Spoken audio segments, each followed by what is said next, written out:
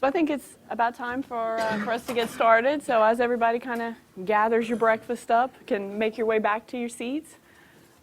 So glad that y'all could join us here today. Welcome to the 2017 Asbestos Nisha Workshop.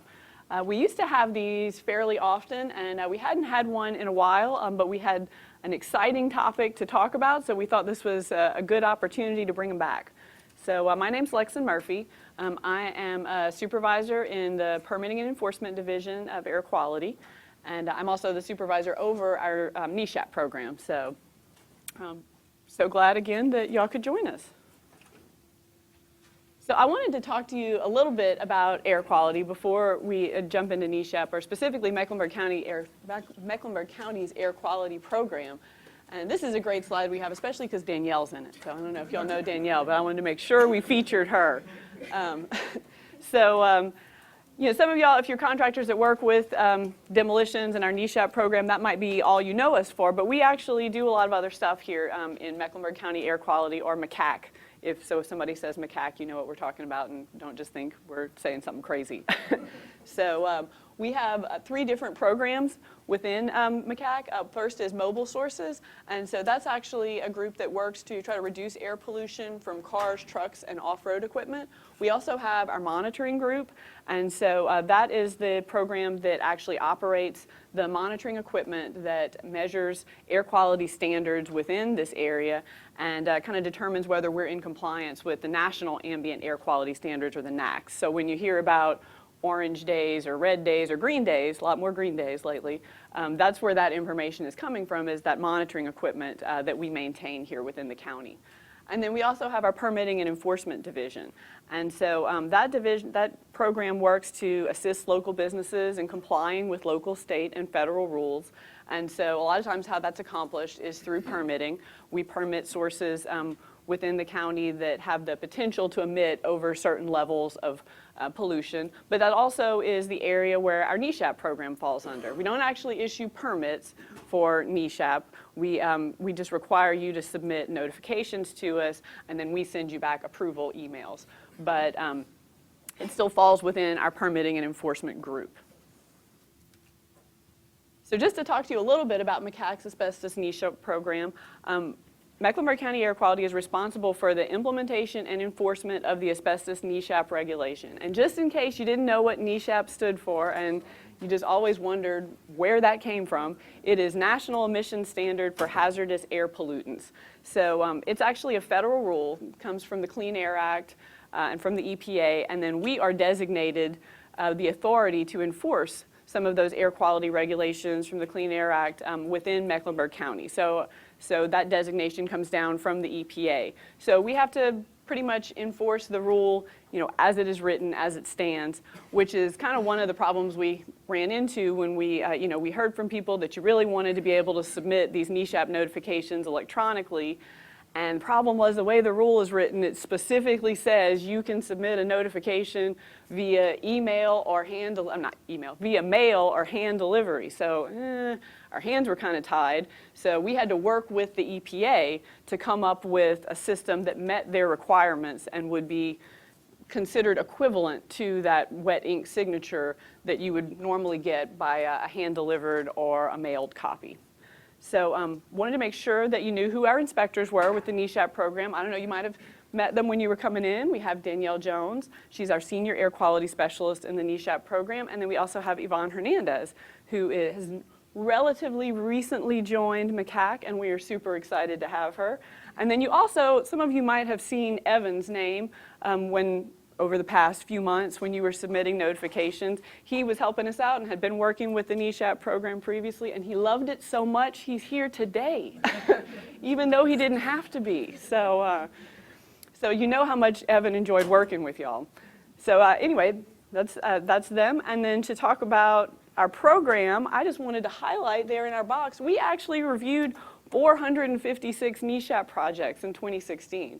I thought that was pretty impressive. I mean, considering we have 2 air quality specialists that are working on this, and then me as a supervisor, which, you know, I know y'all might occasionally have to talk to me if the real experts are unavailable, but it's mainly them handling all of this work. So pretty impressive accomplishment for 2016. So today's objectives, I'm going to briefly review some of the requirements of the asbestos NESHAP rule. Most of you probably already know the basics of this rule, but just in case there's anybody new here, I wanted to just hit the highlights. So if there did happen to be somebody new, you didn't feel lost, and we're assuming you would have gotten some basic introduction here at the beginning. You're also going to learn about Mecklenburg County Code Enforcement's demolition permitting process. Now previously, we were the holdup to you being able to submit electronic demolition permit application. I said, not by choice. It was because of the way the NESHAP rule is written. And so now that we've come up with a system that will meet the EPA's requirements, that blockade has been removed so that there is now the possibility for submitting demolition permit applications electronically. And so code enforcement is going to be working to address that. So then we're also going to introduce MCAC's new GovOnline electronic NESHAP submittal portal. And we're pretty proud of this. We like to let people know this is the first one that has been approved by the EPA within the Southeast. So there might be some people that are accepting these, just by email or that sort of thing, but it's not actually, that is not an approved method as per the EPA. And we wanted to do this right and make sure that there was no question about the materials that we were receiving from contractors. We were following all the appropriate steps. We're also going to discuss occupational awareness of asbestos and learn when additional permitting is required through the state and what is different about their permitting requirements. Because I understand it is confusing. When you're in Mecklenburg County Air Quality enforces the NESHAP rule, but then sometimes you still might need to submit to the state, depending on if it's a regulated project, that sort of thing. So you also have to be aware of that. And other times when you're working in other parts of the state, you're just working with the state, maybe not Mecklenburg County at all. So it can be confusing. We thought it'd be helpful to bring somebody in from the state here so that they could talk to you about their program as well and kind of outline any key differences, give you the chance to ask questions, that sort of thing. And then we're also, at the end, we're going to give you some links to compliance assistance tools. So if you forget anything after you leave here today, hopefully you'll have the tools to help you look back and review or refresh anything that you might have forgotten, and you are always welcome to contact us. We're here to help. So, like I said, my brief overview here of activities regulated by the asbestos NESHAP. First is commercial demolitions. If you're demolishing a commercial building, it's always subject to NESHAP. You should always submit a NESHAP notification. It doesn't matter if there's asbestos, no asbestos, if the building's only 100 square feet, or if it's 100,000 square feet, it's always subject to NESHAP.